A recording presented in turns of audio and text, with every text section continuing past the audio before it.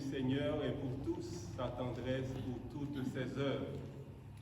Nous sommes rassemblés au nom du Père et du Fils et du Saint-Esprit. Que l'amour de Dieu le Père, dont la justice dépasse tout ce qu'on peut imaginer, soit toujours avec vous. Alors avant de commencer et d'entrer en célébration, nous annonçons que les funérailles du Père Fernand Beaulieu auront lieu samedi prochain. Il était curé dans la communauté pendant combien d'années déjà? Pendant une douzaine d'années. Alors je vais vous lire ce qu'il a écrit, un petit extrait de son testament. Il a dit « De tous mes avoirs, à mes yeux, celui qui a le plus de valeur pour moi est cette foi que j'espère vous avoir léguée de mon vivant et cette espérance en la vie que je partage aujourd'hui avec le Seigneur. » Alors nous prierons pour lui aujourd'hui et surtout pour sa famille. Et nous sommes en union avec tous les paroissiens, paroissiennes qui ont bénéficié de toutes ces largesses dans sa pastorale. Aujourd'hui, nous sommes au 25e dimanche du temps ordinaire. Le Père qui nous rassemble, c'est un Père bon, miséricordieux, qui accorde sa grâce. Il accorde la pièce d'un denier, c'est-à-dire son royaume, son amour, sa grâce, à tous sans exception. Nos chemins nous éloignent souvent de lui et des autres. Confions-nous à sa justice et à sa miséricorde.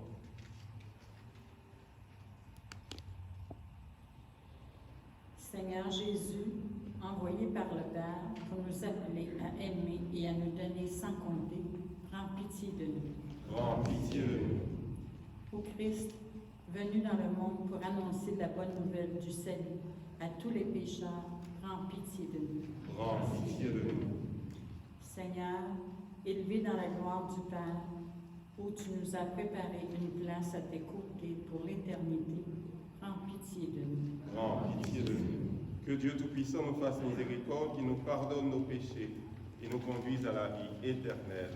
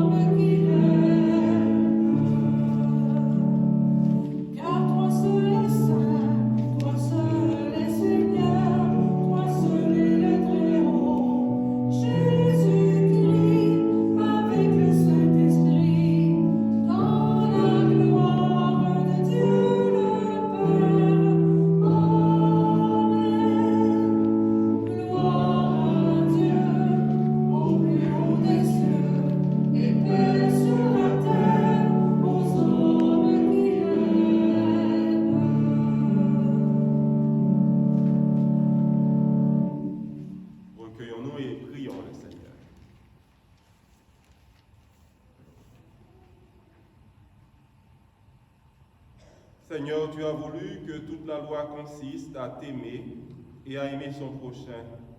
Donne-nous de garder tes commandements et de parvenir ainsi à la vie éternelle. par Jésus le Christ notre Seigneur. Il règne avec toi et l'Esprit Saint maintenant et pour les siècles des siècles. Amen.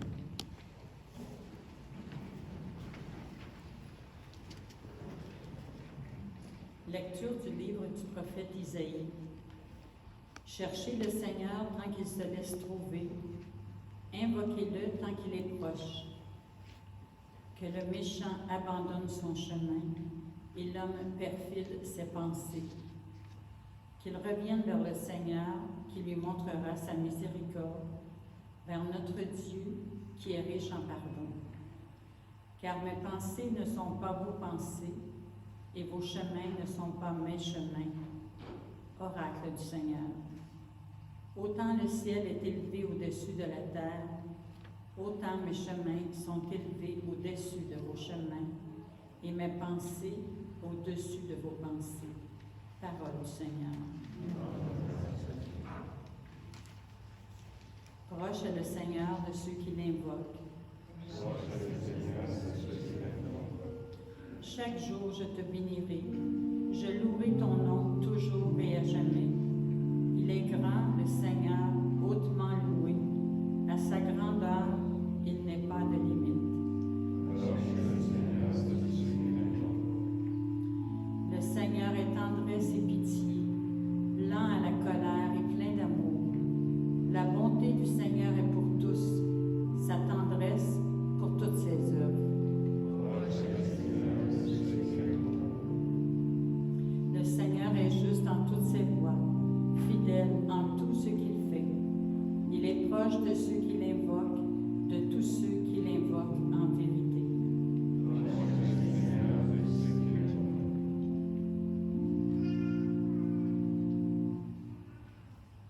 Lecture de la lettre de saint Paul apôtre aux Philippiens. Frères, soit que je vive, soit que je meure, le Christ sera glorifié dans mon corps.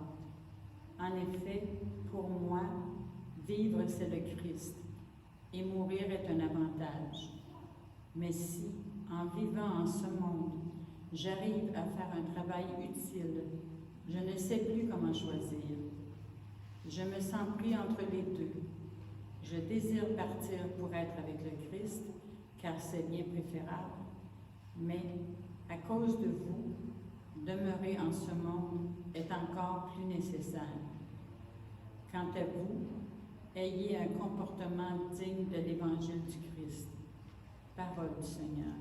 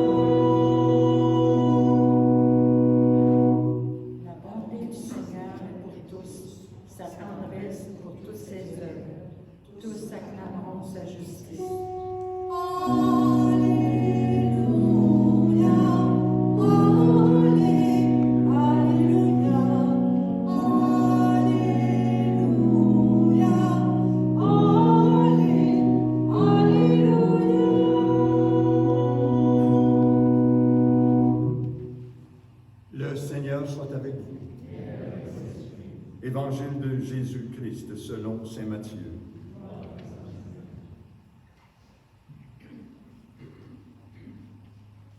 En ce temps-là, Jésus disait cette parabole à ses disciples. Le royaume des cieux est comparable au maître d'un domaine qui sortit dès le matin afin d'embaucher des ouvriers pour sa vigne. Il se mit d'accord avec eux sur le salaire de la journée, 1 denier, c'est-à-dire une pièce d'argent, et il les envoya à sa vigne. Sorti vers 9 heures, il en vit d'autres qui étaient là sur la place, sans rien faire. Et à ceux-là, il dit, « Allez à ma vigne, vous aussi, et je vous donnerai ce qui est juste. » Ils y allèrent. Il sortit de nouveau vers midi, puis vers 3 heures, et fit de même. Vers 5 heures, il sortit encore et trouva d'autres qui étaient là et leur dit, « pourquoi êtes-vous resté là toute la journée sans rien faire? Ils lui répondirent, parce que personne ne nous a embauchés. Il leur dit, allez à ma vigne, vous aussi. Le soir venu, le maître de la vigne dit à son intendant, appelle les ouvriers et distribue le salaire en commençant par les derniers pour finir par les premiers. Ceux qui avaient commencé à 5 heures s'avancèrent et reçurent chacun une pièce d'un denier. Quand vint le tour des premiers, ils pensaient recevoir davantage, mais ils reçurent, eux aussi, chacun une pièce d'un denier. En la recevant, ils récriminaient contre le maître du domaine. Ceux-là, les derniers venus, n'ont fait qu'1 heure, et tu les traites à l'égal de nous, qui avons enduré le poids du jour et de la chaleur. Mais le maître répondit à l'un d'entre eux, mon ami, je ne suis pas injuste envers toi. N'as-tu pas été d'accord avec moi pour un denier? Prends ce qui te revient et va-t'en. Je veux donner au dernier venu autant qu'à toi. N'ai-je pas le droit de faire ce que je veux de mes biens? Ou alors ton regard est-il mauvais parce que moi je suis bon? C'est ainsi que les derniers seront premiers et les premiers seront derniers. En chantant, acclamons cette parole de Dieu.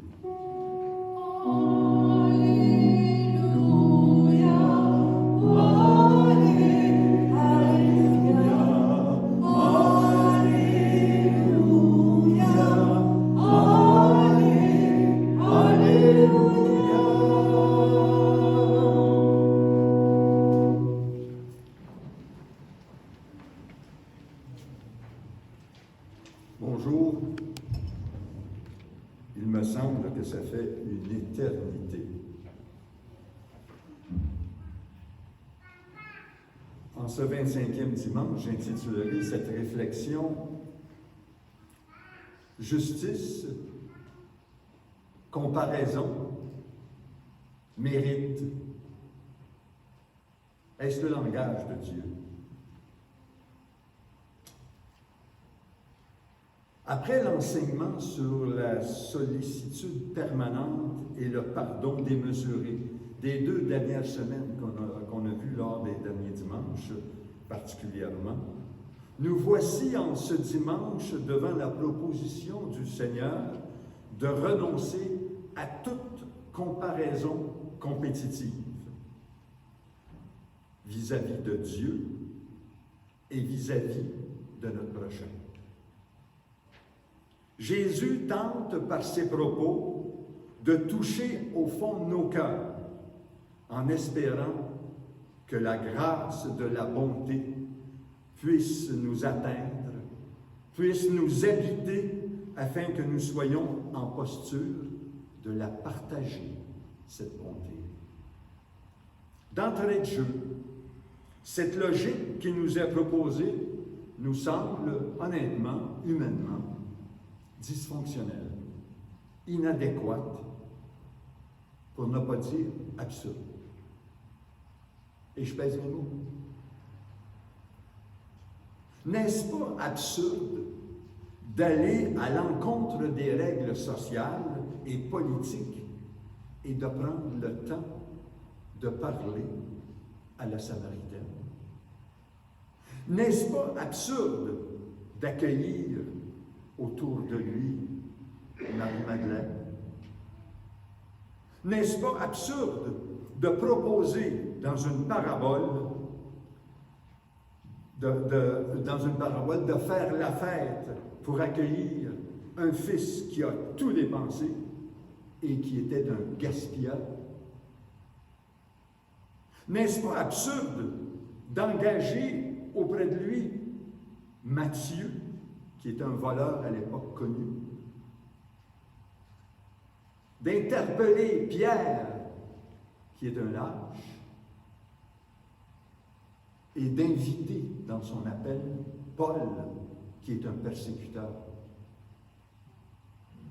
N'est-ce pas absurde de courir après une brebis alors qu'il en reste encore 99 à surveiller. Comme vous le constatez, selon notre point de vue, strictement humain, Jésus n'en est pas à ses premières, ce qu'on pourrait considérer, absurdités. Ce que nous propose Jésus ne semble pas adapté aux règles du marché et au respect de certaines règles syndicales, sociales et patronales. On est loin de la rentabilité à tout prix et des règles de concurrence qui tiennent compte des primes, de la sauvegarde des emplois et de l'équité salariale. Ben oui.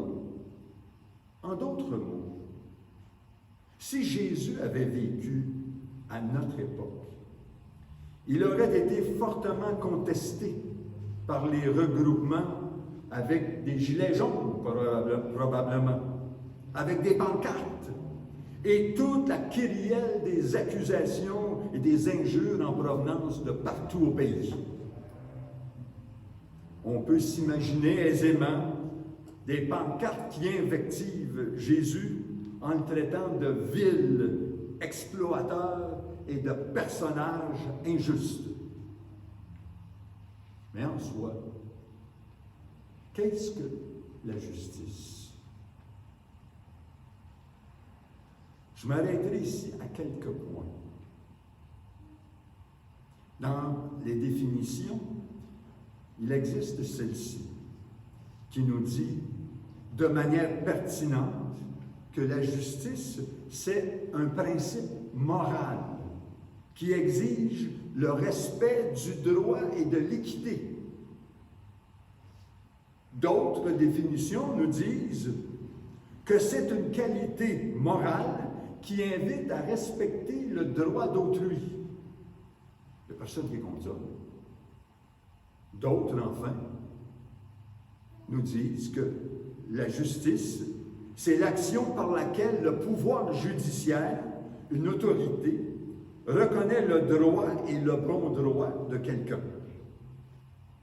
Je m'arrête ici au niveau des définitions, parce que je ne possède aucune compétence pour vous parler de ce système judiciaire, n'étant pas membre du barreau. Et je ne voudrais pas que s'il y a quelques avocats ici qui viennent me pointer du doigt en disant « tu étais à côté de la plaque, mon Roberto ». Cependant, lorsqu'on parle d'équité, lorsqu'on parle de respect des droits des autres, je peux faire, par contre, comme vous pouvez le faire, faire référence à mes expériences d'enseignant, mes expériences de papa et de grand-papa. Et là, on voit les choses autrement. Suis-je injuste envers mes enfants lorsque je donne des cadeaux en fonction de ce qu'ils sont, selon l'âge, selon les besoins du moment, selon les intérêts de chacun, selon leur goût? Ou dois-je leur donner des cadeaux par souci de justice? J'en donne un, je donne la même chose à l'autre. Voyez-vous, Jésus, par son approche, nous amène ailleurs. Et cet ailleurs, pour nous les humains, pourrait nous sembler complètement absurde. Parce qu'il nous amène dans l'absurdité de l'amour. Au-delà de la justice contributive, au-delà de la justice distributive, dans la logique de Dieu qui est enracinée dans la bienveillance et dans la compassion, sous la mouvance de l'Esprit, je pèse mes mots, je prends mon temps parce que c'est important, il nous accueille tels que nous sommes, dans le respect de notre rythme, dans le respect de qui nous sommes individuellement, en nous laissant libre. Cette forme de justice est remplie de miséricorde. Cette forme de justice est remplie de reconnaissance, d'écoute, de patience. Ce n'est pas une question de règles, de règlements, de lois, de rituels, de codes. C'est une question d'amour. N'a-t-il pas promis au bon larron l'accueil immédiat auprès du Père, malgré sa vie marquée par la criminalité? C'était pas au début de sa vie, c'était à quelques minutes avant de mourir. L'exégète français Jean de Bruyn écrivait ceci: « Il n'est jamais trop tard pour se laisser embaucher par l'amitié, pour se laisser embaucher par des projets, pour se laisser embaucher par la faim et la soif des autres, par la prière, par l'espérance, par la justice, par la foi, par le pardon, par la paix. Il n'est jamais trop tard parce que Dieu est bon. Il existe des gens qui commencent leur vie à 70 ans. Il en existe qui découvrent Dieu à 65 ans. Il en est qui se croyaient les derniers. Il y en a qui se croyaient des nuls, en dessous de tout, et qui se découvraient à un moment donné de leur vie, aimés et chéris de Dieu. Et à ce moment-là, ils n'étaient plus les derniers, ils devenaient les premiers. Je sais que certains pensent que ce n'est pas juste, mais nous allons reprocher à Dieu d'être bon. Fin de la citation. À travers le texte évangélique de ce dimanche, nous nous retrouvons dans une parabole qui s'oppose à la théologie de la comparaison et qui nous éloigne de la spirale du mérite. Ce que nous propose Jésus, vivre, ce n'est pas comptabiliser les mérites, mais être par pur amour. N'est-ce pas ce qu'il est écrit, ce qu'il disait aux apôtres? Voici mon commandement. Aimez-vous les uns les autres. En terminant, je vous invite à vous laisser entraîner dans l'absurdité de Dieu et de bien saisir les paroles de la première lecture d'Isaïe où il est écrit « Mes chemins sont élevés au-dessus des vôtres et mes pensées au-dessus de vos pensées. » Et alors, comprendrons-nous que l'amour ne se fractionne pas de manière distributive selon les mérites. Ça se résume à une chose. Je t'aime. Amen.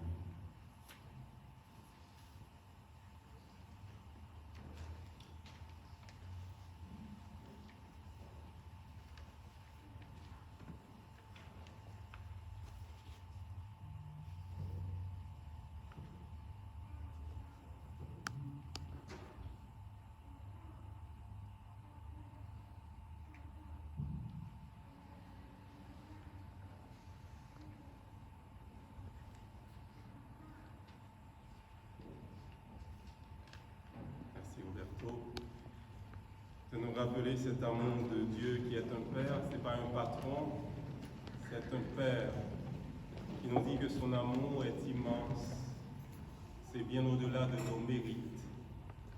Il nous offre à tous et à toutes la pièce d'un denier de son amour, de sa tendresse. Proclamons notre foi.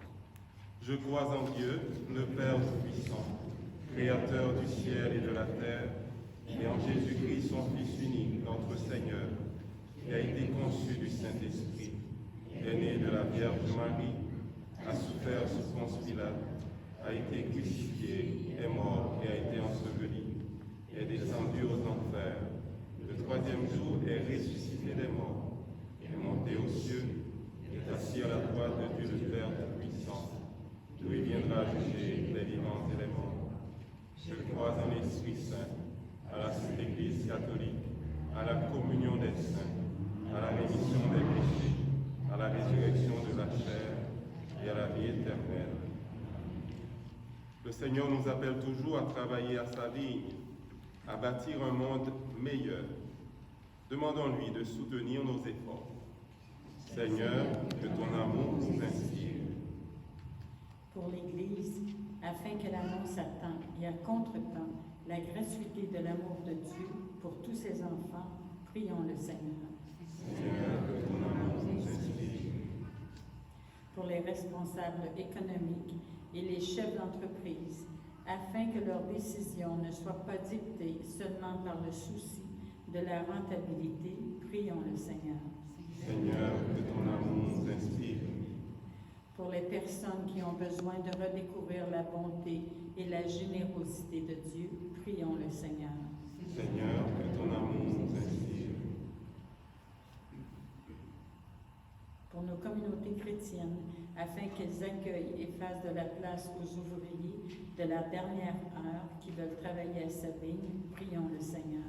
Seigneur, que ton amour nous inspire.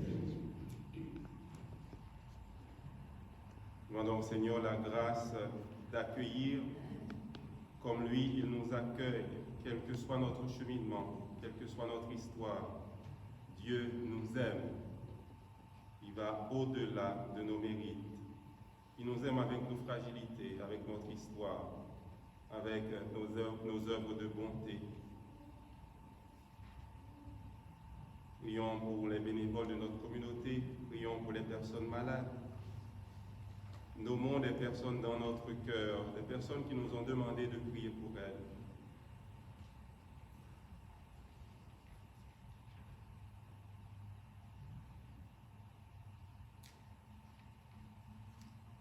Prions pour la famille du Père Fernand Beaulieu qui se trouve dans le deuil. Seigneur, aide-nous à répondre à ton appel pour bâtir un monde meilleur. Change nos cœurs pour que nous puissions vivre une vie digne de l'évangile du Christ. Par ton Fils Jésus, notre Seigneur. Vous asseoir, la quête se fera à la fin, bien sûr, en sortant, vous déposerez vos offrandes. Merci.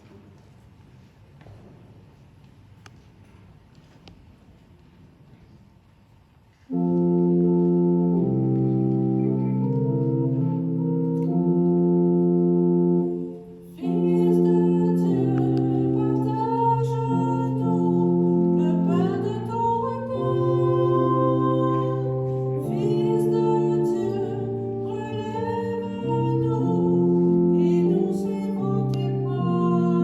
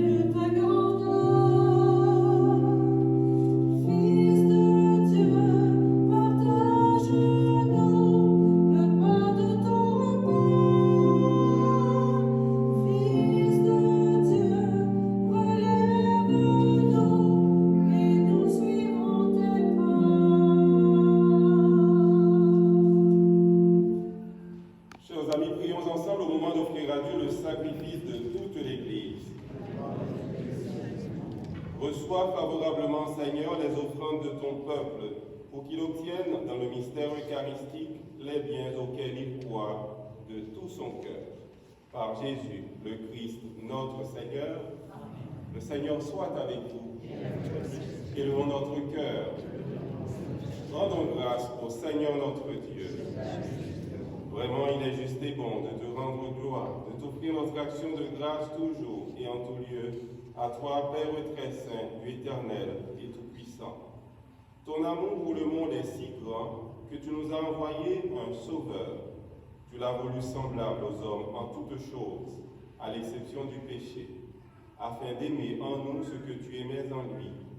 Nous avions rompu ton alliance, nous la retrouvons dans l'obéissance de ton Fils. Voilà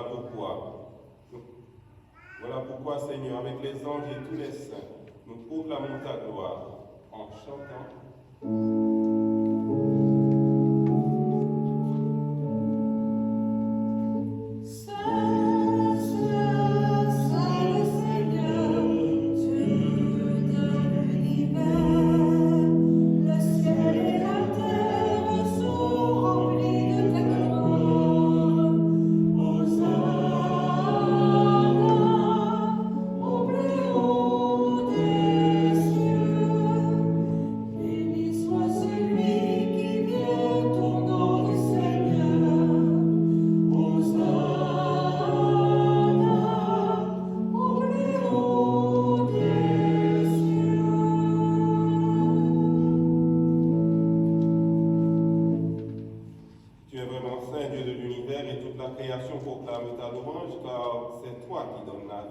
C'est toi qui sanctifies toutes choses, par ton Fils Jésus-Christ, notre Seigneur, avec la puissance de l'Esprit Saint. Et tu ne cesses de rassembler ton peuple, afin qu'il te présente partout dans le monde une offrande pure. C'est pourquoi nous voici rassemblés devant toi et dans la communion de toute l'Église. En ce premier jour de la semaine, nous célébrons le jour où le Christ est ressuscité d'entre les morts. Par lui, que tu as élevé à ta droite, Dieu Tout-Puissant, nous te supplions de consacrer toi-même les offrandes que nous apportons.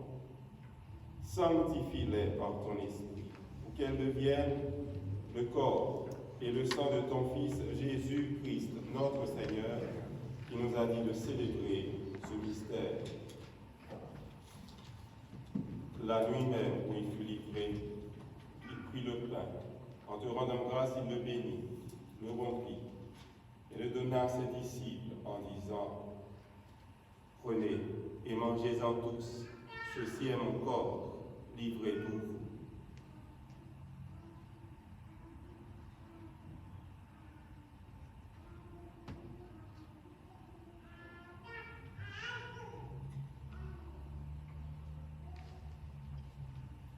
De même, à la fin du repas, il prit la coupe de nouveau, il rendit grâce et la donna à ses disciples en disant : Prenez et buvez-en tous, car ceci est la coupe de mon sang, le sang de l'alliance nouvelle et éternelle, qui sera versé pour vous et pour la multitude en rémission des péchés. Vous ferez cela en mémoire de moi.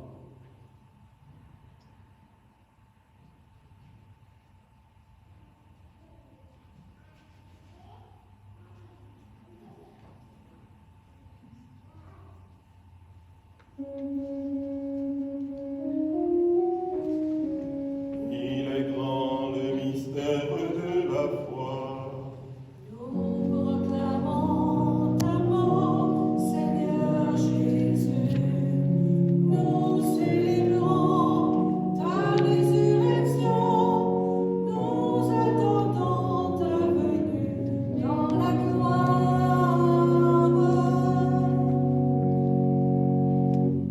En faisant mémoire de ton Fils, de sa passion qui nous sauve, de sa glorieuse résurrection et de son ascension dans le ciel, alors que nous attendons son dernier avènement, nous présentons cette offrande vivante et sainte pour te rendre grâce.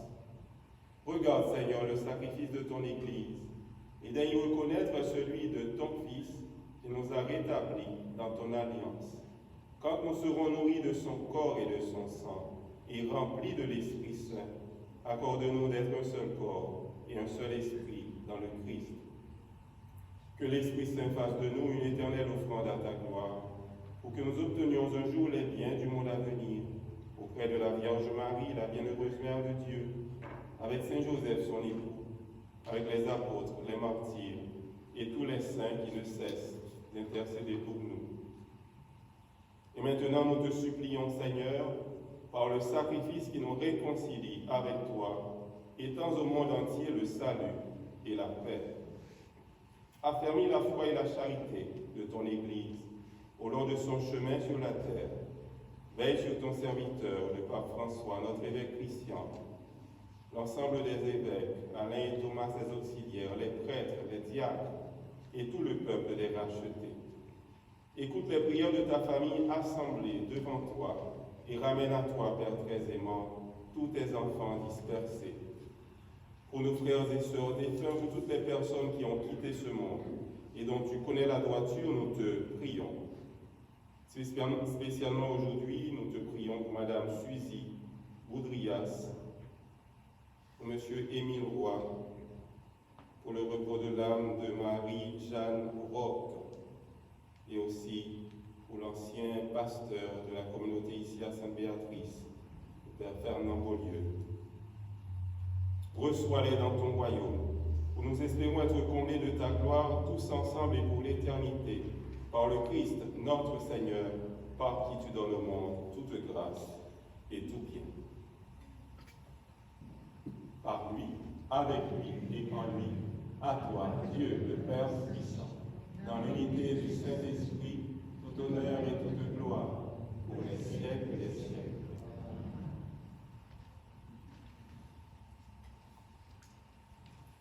Le Père que nous prions, c'est un Père qui n'est nullement un patron qui juge les personnes selon leur mérite. Il donne sa grâce, son amour, sa bénédiction à tous et à toutes sans exception. Prions-le en disant: Notre Père qui es aux cieux, que ton nom soit sanctifié, que ton règne vienne, que ta volonté soit faite sur la terre comme au ciel. Donne-nous aujourd'hui notre pain de ce jour. Pardonne-nous nos offenses, comme nous pardonnons aussi à ceux qui nous ont offensés. Et ne nous laisse pas entrer en tentation, mais délivre-nous du mal. Délivre-nous de tout mal, Seigneur. Donne la paix à notre temps, la paix aux personnes malades, la paix aux pays en guerre, aux familles divisées. Par ta miséricorde, libère-nous du péché. Rassure-nous devant les épreuves. En cette vie, nous espérons le bonheur que tu promets et l'avènement de Jésus-Christ, notre Sauveur.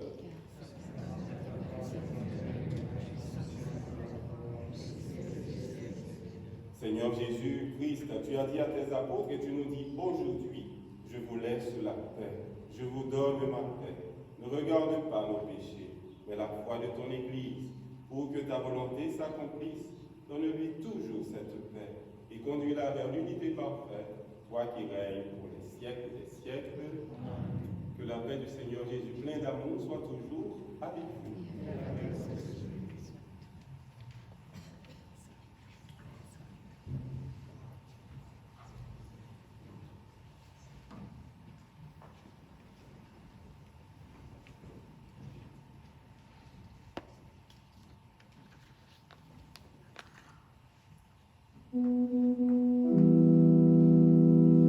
Agneau de Dieu qui enlève le péché du monde, prends pitié de nous. Agneau de Dieu qui enlève le péché du monde, prends pitié de nous. Agneau de Dieu qui enlève le péché du monde, donne-nous la paix.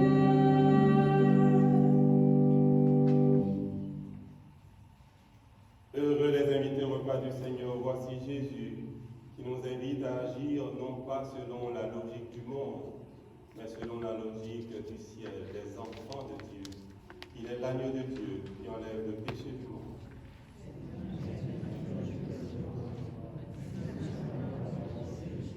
Le corps du Christ. Nous ferons comme d'habitude d'habitude pour la communion. Avec Johnny, nous allons passer pour donner l'Eucharistie. On va éviter le contact avec nos mains.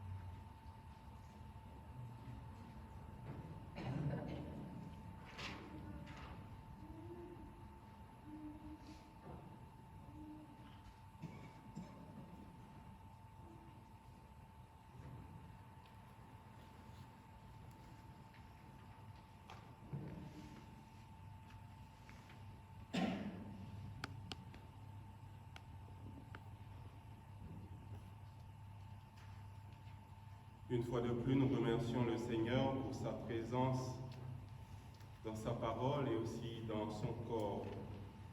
Sa présence qui nous nourrit, qui nous refait, qui nous apprend à vivre selon la logique du ciel, la logique du royaume de Dieu. Donner, être généreux au-delà des mérites, être bon selon le cœur de Dieu. Alors nous remercions Marie-Claire et Carole pour le chant et la musique. Merci aux bénévoles qui sont là. On ne cessera jamais de les remercier. Merci à Richard pour l'enregistrement. Merci. Alors nous voulons aussi remercier les gens qui ont contribué à préparer la vente garage qui a eu lieu récemment. C'était samedi dernier. En quelques heures quand même, la communauté a pu recueillir 2518,50 comme vous le voyez dans votre semainier. Nous disons merci aux personnes qui nous ont vraiment aidés à préparer cet événement. Tout s'est bien passé. Et aussi dans votre semainier, n'oubliez pas les rencontres, les réflexions qu'on aura à partir du 30 septembre. C'est dans votre semainier. C'est Roberto, France, Nestor et moi-même qui vont animer ces rencontres, réfléchir sur la pandémie, réfléchir sur ce que Dieu veut nous dire à travers cette période difficile que nous vivons. Et autre chose pour terminer, eh bien, vous avez entendu les nouvelles, nous devons non pas être paniqués présentement, parce que nous faisons assez attention dans notre communauté, mais à être encore plus vigilants, encore plus prudents. Alors, on y va tranquillement et nous suivons aussi les conseils du ministère de la Santé et aussi ce que les évêques vont nous dire avec le temps. En fait, on espère fortement que ça va rester comme ça. Nous allons terminer notre rencontre en priant ensemble. Mettons-nous debout si vous voulez bien.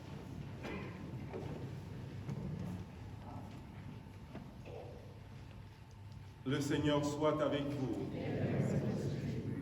Seigneur, que ton aide accompagne toujours ceux que tu as nourris de tes sacrements, afin qu'ils puissent, dans ces mystères et par toute leur vie, recueillir les fruits de la rédemption. Par Jésus le Christ, notre Seigneur, notre frère, il règne avec toi et l'Esprit Saint maintenant et pour les siècles des siècles. N'oubliez pas de ne pas monter au prix Dieu, les bénévoles vont désinfecter après notre départ. N'oubliez pas non plus de déposer vos offrandes en sortant. Merci beaucoup. Le Seigneur soit avec vous. Que le Dieu de bonté et de tendresse nous bénisse, le Père, le Fils et le Saint-Esprit. Allez dans la paix et dans la joie du Christ. Passez une très bonne fin de semaine. Continuons à nous protéger. Ne sortez pas ensemble, s'il vous plaît. Attendez que les bénévoles